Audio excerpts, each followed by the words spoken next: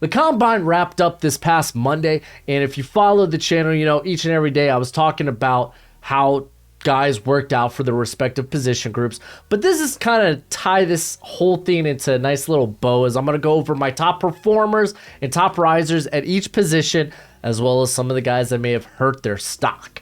What's crack-a-lackin'? It's your boy Broshmo. Just in case you did not know, so go ahead, become a bro and subscribe. Leave this video a thumbs up if you enjoy the content. As always, let me know what you think in the comment section below. Let's have that nice, that beautiful, that football discourse. I did a post-combine 2-round mock draft yesterday. If you haven't checked that out, then check it out later today. We're going to be talking about some NFL news, because there's a ton of stuff going on, because free agency starts Monday, at least the tampering period. So let's go ahead, get into this. We're going position by position. We're going to start with the quarterbacks. Anthony Richardson was obviously, I think, the top performer when it comes to the quarterback class. Now, I'm going to state this. I don't think anyone really hurt their stock at the quarterback class, so Richardson's going to be the only guy we talk about. But I'm also going to say no one really rose their stock, at least for me, because I'm doing this in terms of my big board. Because Anthony Richardson, my opinion, he just verified and confirmed that he has these freaky tools with his performance, coming in with a 4.43 40 at 6'4", 244 pounds. He had the plus explosiveness. You look at the vert, the broad, all those numbers that are in green are in the higher upper echelon percentile. If the numbers are white, then it's just like, you know, okay, it's like the middle, it's the average. And then red is like, uh-oh, not good. So Richardson kind of confirmed, yeah, he's this freaky athlete. We already knew that. I think Bryce Young coming in, I don't think him being over 204 really raised his stock. Either you're going to be in on him or out on him based on how you feel his playing weight's going to be. Like if you're really that bent out of shape about his size, which there's justification to be bent out of shape about a quarterback's size. But again, a lot of people that are on the Bryce Young train feel that he can be an exception to that standard. CJ Stroud looked phenomenal in throwing drills. Levis was fine. He showed off his arm a little bit. Showed he could throw it on a rope. We already knew that. I wish he kind of threw on those go ball routes during the drills. I wish he put a little more touch, a little more air under it, and really showcase that arm. But it's fine. But Anthony Richardson, he did a phenomenal job. So with that, we're just going to go ahead and jump to the running backs. And my biggest riser was Deneric Prince out of Tulsa, a guy we haven't really talked about on the channel. And I'm not gonna lie to y'all, man, like his tape's fine, but it's nothing. I wouldn't say it's anything special, but I think with his performance there with a 4.41 at the 40, a good broad, I think you could argue he is draftable. Good size, 6 foot, 216. That's just good running back size. And let's just kind of go into a little bit of his background, because to be fair, he was a hotly sought out recruit. Like, he was at Texas A&M for 2 seasons from 2018 and 2019. Then he ended up transferring to Tulsa, where he didn't really become the starter, more of a rotation guy there since 2020 until this season.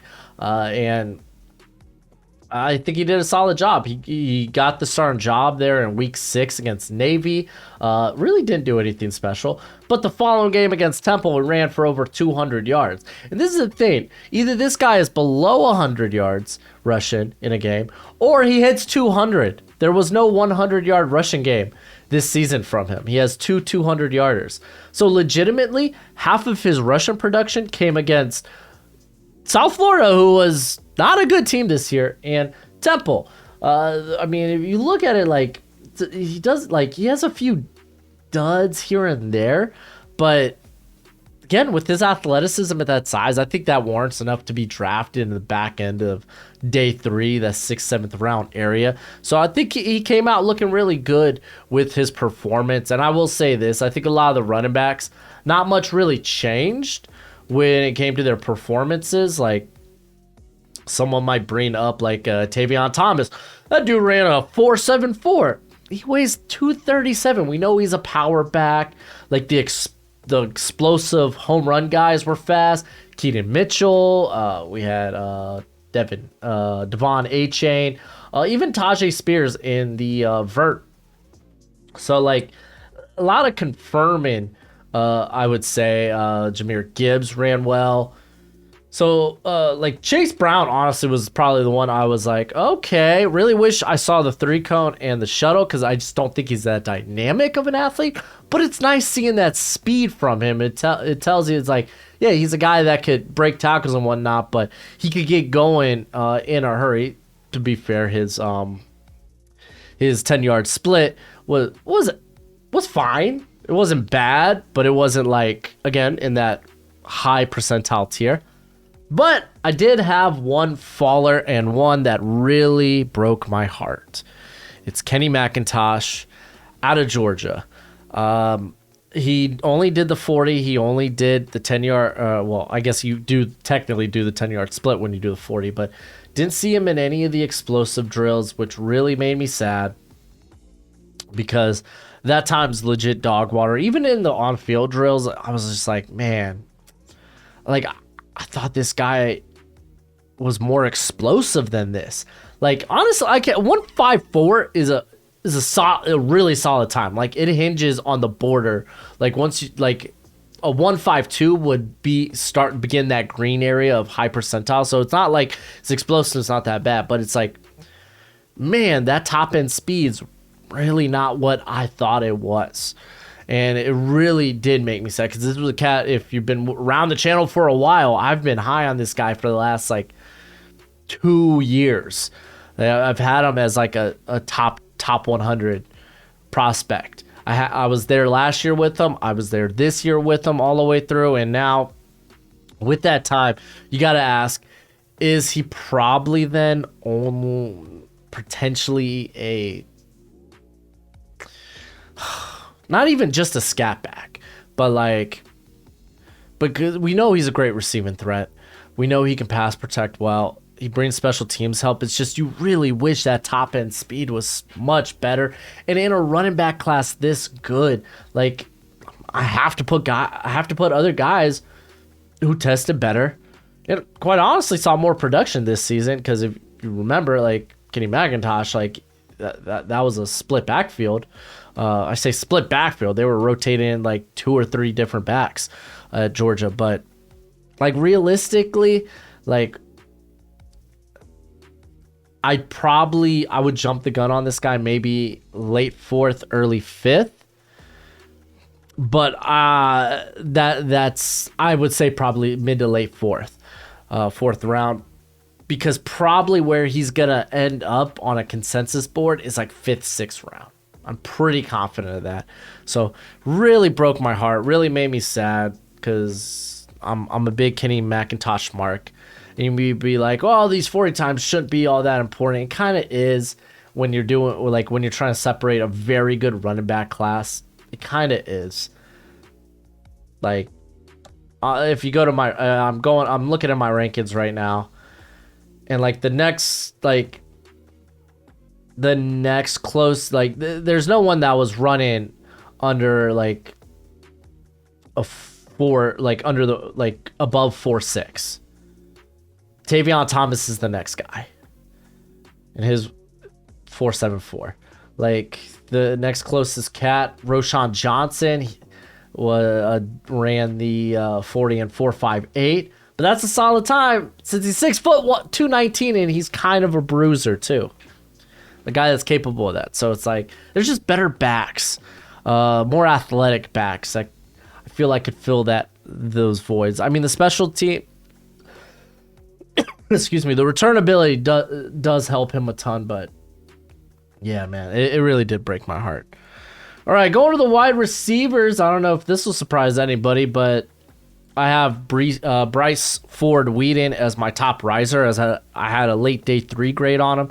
Probably going to end up in the 5th round for me. I know I've seen some people have him higher than. I was like, oh, well, that's real bad, because his ball skills are kind of dog water. They really are. Like, his hands are so inconsistent. Like, and it's so wild. Like, he's solid at the contested catch. 53% this past season. 8%. like basically 9% drop rate. And if you remember, you go back to I think it was the season opener for West Virginia. I don't know. Regardless, it was at the beginning of the year where they faced Pittsburgh, and it was he had a couple of highlight catches, but on top of that, he had a ball bounce off his hands, like legit right here, bounces all up to a Pittsburgh defender who runs it back for a pick six that wins the game. Like, his hands are very inconsistent. I don't know if, like, some of it maybe is like a focus drop thing, but I just think his ball skills are very inconsistent. But you look at what you're working with, and there's a lot going on here. 6'4", 221, 33.5-inch arms. That's a ridiculous catch radius. Ran a sub 4.4. The explosive time was nice. The 3-cone was nice. Sub 7 seconds. Let's go. And then on top of that, the vert, the broad. Like, he just had an all-around, like, a great outing. But based on the tape, for me, I could only move him up so much. So instead of going to that 6th, 7th round area, I currently got him in the 5th round area. He's actually currently, spoiler alert, wide receiver 22 for me. And yeah, there's a lot of guys I like in this wide receiver class. And I mean, there was a lot of guys that had really good workouts. Jonathan Mingo's a guy that comes to mind. We got Jackson Smith and Jigba, but it's like we knew this guy was like a good athlete. Like, we knew he was a smooth athlete. Our questions are, what's his top line speed, you know? So there's that. But yeah, I think the guy that did probably the most work for himself, probably give a little shout out here to Matt Landers too, out of Arkansas, who had a very good workout and probably made some dough. Still probably a late day 2 guy or late day 3 guy though. But let's keep this sucker moving with my biggest faller from the receivers. And it's Kayshon Boutte. It ain't Jordan Addison. I'm going to wait for Jordan Addison. He said he was going through a back strain through his workouts. Let's see how he looks at the pro day. The numbers are the same. I mean, still based on his tape, I still like you're taking this cat at the back end of the first, maybe early second. I still feel that confident about Addison's tape. But Kayshon Boutte had a ton of question marks. And I know some people are going to be like, oh, he's going to be a freaking steal. It's like, yeah, because like his freshman and his sophomore year were really, really good. And let's go ahead and get the character concerns out of the way, because we're really here to talk about the combine performance and why that became detrimental to him. So the character concerns, like he had that game where his hands were inconsistent in the season opener against I was going to say LSU. Florida State. There we go. Felt like he wasn't being utilized a ton in the offense or being a focal point. Seemingly quit on the team. Looked like he was going to transfer or declare early. He ends up coming back. They rekindle that relationship. Doesn't play like he was solid for the remainder of the season. But then you start to like you watch the play. It's like, man, he just doesn't look as explosive as he has in the past. Also, like, and keep in mind, like, this guy was coming to the year with 2 ankle procedures done over the offseason. So it's like explosiveness was going to be a question. Can he maintain that coming off the injury and the surgeries? Regardless, it looked like he was going to return for his senior season. Instead, this whole little sex party scandal come up. I don't know. I'm not going to lie to y'all. I'm just going to haven't looked too much into it. All I know is suddenly he went from staying to declaring. I was like, oh, okay, that's fine. It is what it is. And this was the moment I was waiting for, this combine. How does he look in the explosive drills? As you can see, there is a red number there in the vert, 29. If you don't know the explosive drills, you tend to look for the vert and the broad. The broad, 118. Not a great number, but not bad. And then the 10-yard split, 158. You might be like, okay, well, what's an explosive time in a 10-yard split? And we're talking like sub 1.5. So yeah, he didn't explode off that line. Like, explosiveness is kind of a concern because it was one of his calling cards. Does this mean he's gonna come in, get drafted, and not end up being a good player? No, I still think there's a good player there. It's just there's just too many concerns there to take this guy inside the top 10, in my opinion. So I got an early day 3 grade on him. Let's move on to the tight ends with Zach Kuntz out of Old Dominion. Old Dominion, the 757, baby. Anywho, first off, 6'7", 255. I guess we could talk about the Darnell Washington height conspiracy here. Because, like, they took a picture together and people were like, oh my gosh, how'd Washington come in sub 6'7", and he's taller than Kuntz in the picture? And I was looking at it, I was like, well, I mean, Washington got some hang time on that hair. But at the same time, he was also standing closer to the camera. I mean, dude, they measured Washington at 6'6.5". That's basically 6'7". I'm literally not going to change it on my nice Excel spreadsheet where I keep all this information. Like, if you were like 6.5, I'm going to just round up.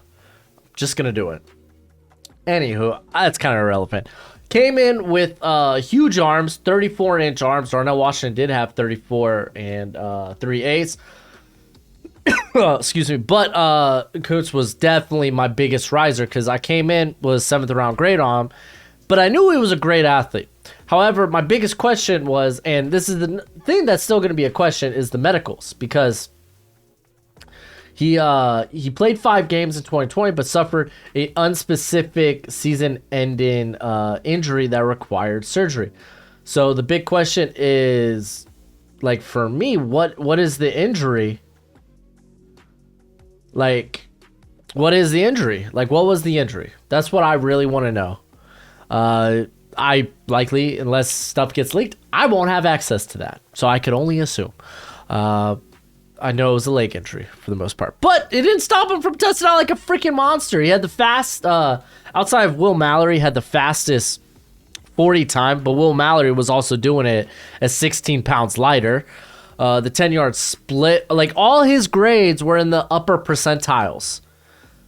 Coming in with the shuttle, 4.12. Shoot, he even ran the 6 cone at. He had the fastest 6 or 3 cone at sub 7 seconds. I just didn't have enough room to list it on here. So, like, he did a lot of work for himself. Like, I think he gets into that early day 3 grade. Like, after you look at guys like Michael Mayer, Kincaid, Washington, Musgrave, Kraft, and Laporta, he's that next guy up. I mean, you're probably looking at that guy maybe back end of the 3rd round or somewhere in the 4th. You're probably looking at a guy like Kuntz and like, yeah, still developing as a blocker if you go back to his tape, but these tested numbers are legit. They're what you want to see.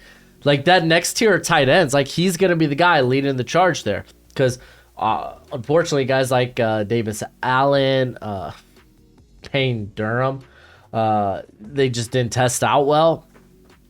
Unfortunately, but yeah, no, I'm a big fan of Kuntz.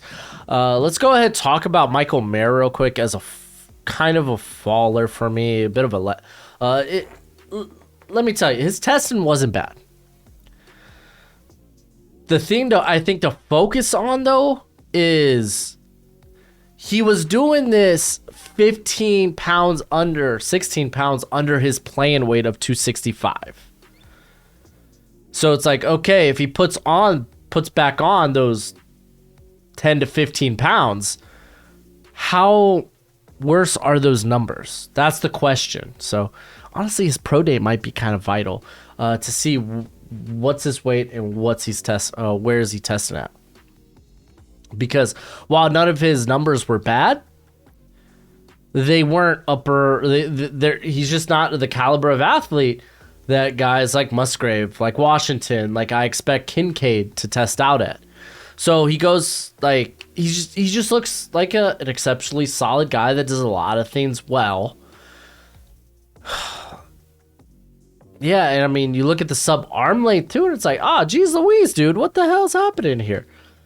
So Michael Mayer probably out of that top 20 discussion for me now, and more of a top 50 guy that I'm still probably willing to take at the back end of the 1st round, but. Kincaid, I think his pro day is going to be vital if he is a guy that am going to really put ahead of Mara's tight end one in this class. But I had to bring up Mara because I know some people have question marks. They're going to tell you, hey, man, these test scores aren't bad. And I'll tell you, he did it at 16 pounds lighter than his playing weight. Like, what would those scores look like otherwise? Like, if he was at his playing weight. All right, moving to the offensive line. Blake Freeland, kind of an obvious winner from the offensive tackle class. If you're familiar with the channel, you know this was kind of like prior to the season, this was my like Abraham Lucas comp. And then had the solid year, but it was a piss poor showing in the Senior Bowl. It really was, and made me sad. Excuse me. Made me sad because that's where Abraham Lucas like made his money, man. Like the dude had a legit great Senior Bowl. Freeland had like the complete opposite of that. He had some ugly losses. The game was whatever. And I dropped him to this 5th round after the Senior Bowl. Unfortunately, tackle class, like you get to that late day 2, there's not a lot of names there for the tackles. So, like, honestly, his performance might be enough to propel him back into day 2. I got a 4th round grade on him. I haven't really updated my big board just yet. I just kind of moved guys in their prospect rankings. I'm going to update my big board this week. But, yeah, I mean, he had a phenomenal showing. He's got plus arm length.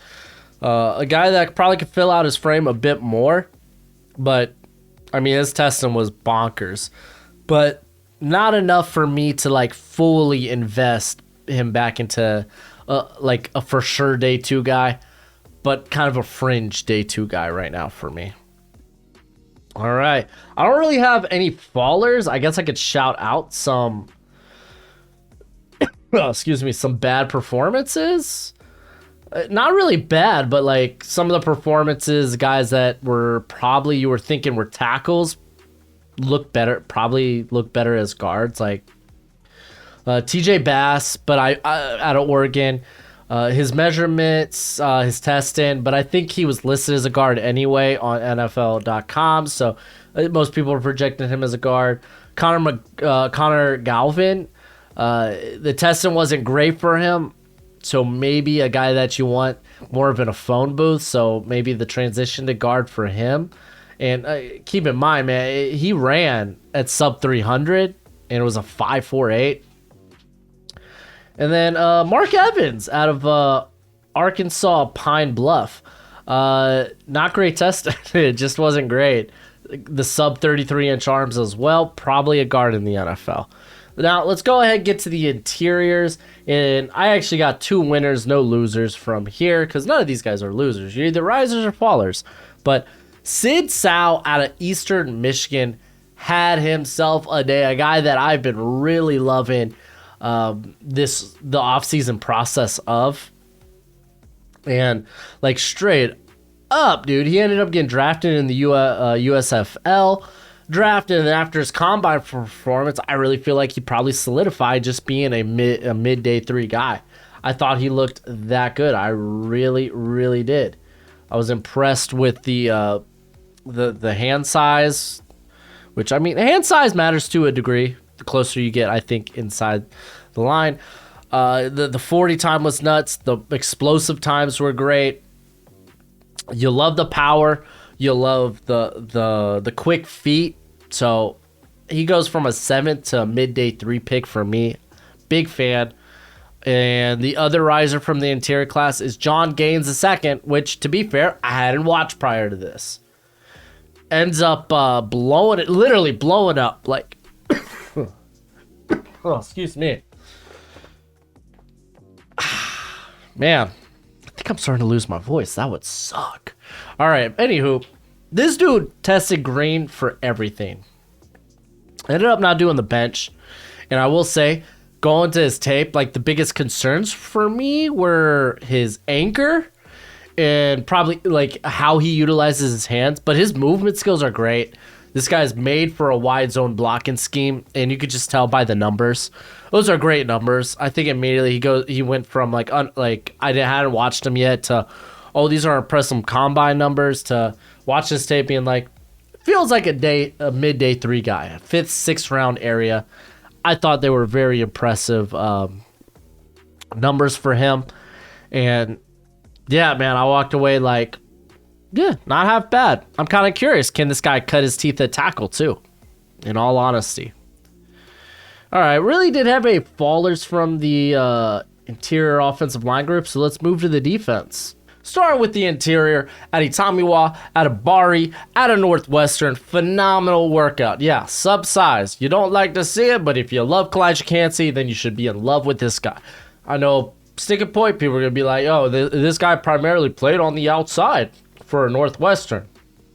Yo, the dude still played like 260 snaps in the B-gap last year. And I think he just projects well. We saw him play more of that interior position at the Senior Bowl. He looked phenomenal. I've been puffing this guy up for quite a minute, and I'm glad he came out and tested the way he did.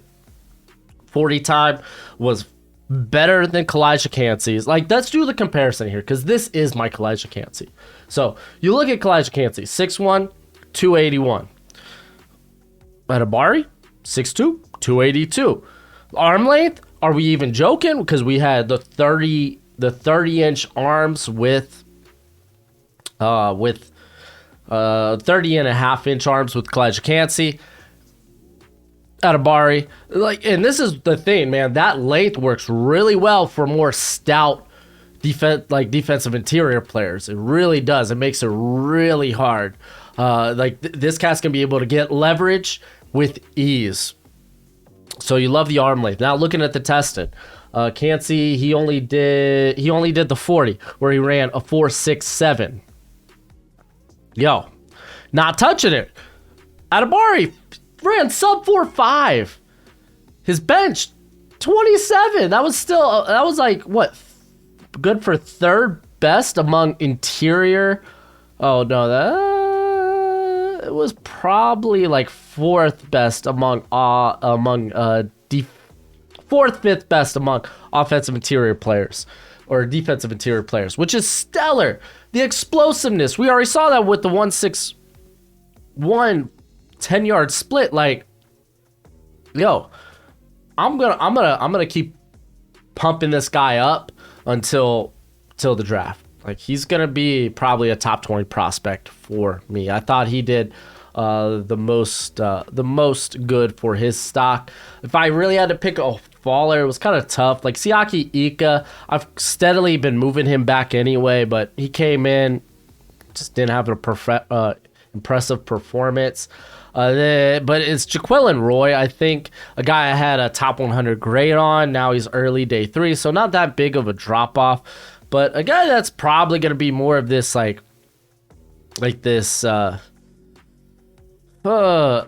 I expected it to be more light-footed, and it ended up coming in the red when it came to the agility drills, and then only did the bench. The bench was good. It was fine. We know this cat's got powerful hands, but are we looking at anything more than probably like a interior run defender? I still think there's a pass rush upside there, but it just wasn't for me. It wasn't that great of a showing, but it's not enough for me to like knock him too far down. And we're gonna go to the edge group with Byron Young. Some of y'all be like, "Oh, Nolan Smith." Yeah, Nolan Smith probably had the best performance, but I mean, he does have the sub length, the sub size, but definitely was the top performer. But I think that just kind of cemented a 1st-round grade for him, that a lot of people were kind of already giving it to him. He was already kind of fringe first for most people. If not, like, he was in that back round of the 1st-round area. I don't think much changed, but for me, Byron Young, man, he had a great performance. Coming in at 6'2", 250, 33.5-inch arms. Ran just blazing times, 4.43, ridiculous. Tested very explosively. I did mention this was a cat that at the Senior Bowl looked very good in run fits. And this was a guy that didn't start playing football till he got to college at Georgia Military College or Community College, whatever it's called. Georgia Military Institute, maybe? I don't know. Regardless, he put out, like, this is phenomenal. This is a guy that has traits, has a length. I'm glad he came in at plus 250. Well, 250. And in a very good edge class, I think he was a guy I'm willing to move up. And yeah, welcome to the top 100. Because, like, he was a guy that I've had a bit everywhere. Because this is just a good edge class, man.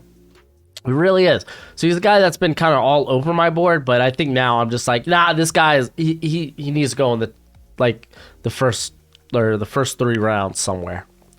My biggest faller from the edge group was Mike Morris, a guy who was 6'6", 290 listed weight at Michigan, but played majority, I believe, out there on the edge. Let me just go confirm. Yeah. Majority of the time he was out there playing edge for Michigan. But I thought he was probably going to make the move to the inside. Instead, he comes to the combine 15 pounds lighter and tests not great at all. And like, I think honestly, he's gonna have to put on more weight and maybe play an interior position, or just ends up being like a base 4-3 like run defender, because like all his times weren't great. I had him as a top 75 prospect prior to the draft. I'm taking this guy somewhere on day 3, in like the 4th or 5th round at best now. I think he was probably the guy that did the most harm to his stock there at the combine. Some people want to talk about Andre Carter, but Andre Carter, we kind of expected him to come in there and at least not test. So I didn't think he was going to test the bench. I don't know why he did the bench. But yeah, I think it was the explosive drills weren't that great for him. And this is the thing, man. I don't feel like this guy's explosive. Because some people talked about Carter as being explosive. And I was like, I think it just looks like, since he's got this long, lanky frame, he just moves ground relatively like quickly just because he takes up a lot of ground. So I feel kind of justified in that now, but I do still think he's I think there's good building blocks with Carter, but probably like some guy I'd take between like 75 or 100. All right, moving to the linebackers, Jack Campbell. And fun fact, I don't really have any fallers at the linebacker position, not in terms of their performances. If I could mention, like, I really wish Drew Sanders would have tested out. I don't know why he didn't, but it is what it is. But Jack Campbell's the winner for me. Came in 6'5", 249, had plus hand size. Originally, like, I listed him as a top 75 guy prior to the combine. He was sitting there, I think, between 60 and 70 on my big board. I think he's going to be linebacker 1 for me. Like, the testing times were good. The explosiveness, the movement drills, like, you love to see it. He was one of the more sure tacklers here in this class. And like, I just think he's definitely got the highest floor of, if we're looking at the linebackers, between like Trenton Simpson, who didn't really have great tape this season, but an excellent athlete doing it, and he ran at 235. Dion Henley, who I think still got a ways to go, and he's undersized. And then Drew Sanders, who first year off ball, missed tackle machine. So it's like, yeah, linebackers kind of up in the air here. And you look at Jack Campbell, you'd be like, man, he's just going to be a good player for me. Like, I thought he had good workouts. And yeah, no, he's probably linebacker 1 now. At least for me. And like I said, there were really no fallers at the linebacker position, like big fallers. But my corners, we're going to talk about Cam Smith as my riser, my top performer. We could talk about Deonte Banks. he was a guy that I ended up moving up my board because he confirmed, yeah, I'm kind of a great athlete. Jacorian Bennett probably ended up being the biggest actual riser in terms of where he goes on my big board. Went from probably a 5th to maybe like a late day 2 or 4th round grade. But Cam Smith, he jumps from a guy that I had inside my top 50 or maybe just outside my top 50 to back to the first round talk. Because I was saying, man, he was a cat that a lot of people question his athleticism, so he needs to come in here and improve him wrong, and he did just that. 4.43, insane length, good broad, good vert.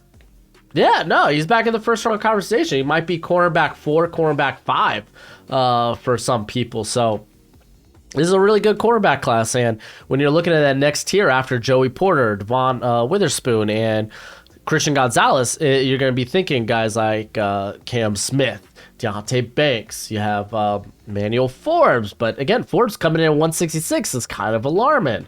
Tyreek Stevenson, maybe even Keely Ringo. So, yeah, that tier 2, I think Cam Smith kind of is that high tier 2 guy. And then the faller, I really only had one guy that kind of didn't have a great performance, Anthony Johnson out of Virginia.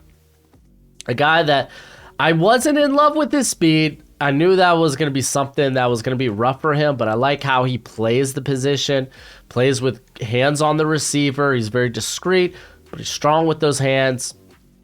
And he came out, tested like, yeah, he has to get hands on a receiver or else he's going to be in trouble. 4.63, that's just bad. 30 in the vert, like the explosive stuff wasn't great for him. But you like the size, you like the length, you just don't love the athleticism. I had a 5th round grade on him coming into this. He's probably more of a late day 3 guy now as we speak. So kind of unfortunate. Let's go ahead and move to the safeties. Biggest riser is Daniel Scott for me. And I'm going to just quickly say, I don't think anyone really hurt their stock or became big risers at the combine out of the safety class. I think Brian Branch, we kind of knew, yeah, he's not going to be this stellar athlete. We kind of know what he is, so the combine's not something, it's not his event. Antonio Johnson kind of had testing, but like still you like the tape. Sidney Brown was phenomenal, probably pole vaulted into safety 3, safety 2 maybe even. But like a lot of other guys like Chris Smith, I was shocked by his test and not being nearly as good as I expected.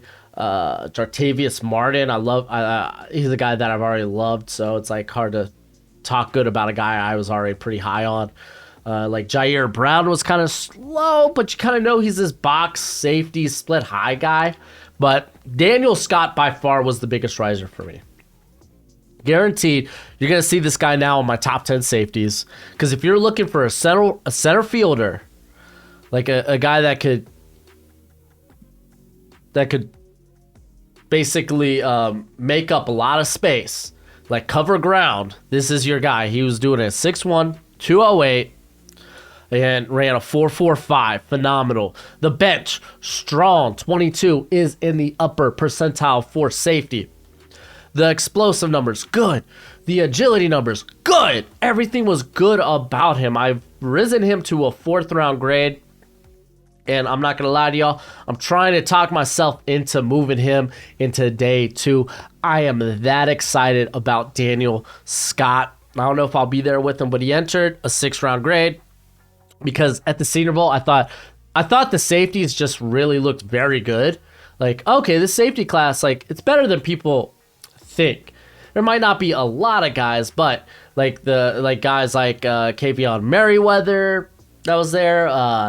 You had Chris Smith, you had Jamie Robinson, JL Skinner. Like they all looked good. They looked fine when coming up playing the run, and they looked fine in when they were in coverage. No one, I think Sidney Brown and yeah, I would say Sidney Brown. Probably just Sidney Brown was the only guy that really stood above the rest. Like Jamie Robinson, I thought looked good too. But Daniel Scott had a solid outing, very solid. And now this combine, get on the hype train. I think, and it's funny enough, when it comes to doing my big board, I think the biggest riser of the bunch will be Daniel Scott. I want to go take a quick look at where Daniel Scott was on my big board initially. Oh, gosh. Oh, he was well past 200, wasn't he? Here it is, 210. He was 210 on my big board. He is probably going to be easily going to be inside the top 150. So he's by far probably my biggest riser, actually, from the combine weekend. Up there with Bryce Ford-Wheaton. But yeah, that's it for the video. Kind of a longer one. I kind of wanted to go a bit more in detail on specific players and prospects and with their performances and what it might mean to them. But yeah, that's it for the video. Go ahead, do the YouTube thing as always. Until next time, you be easy, my friends. Later.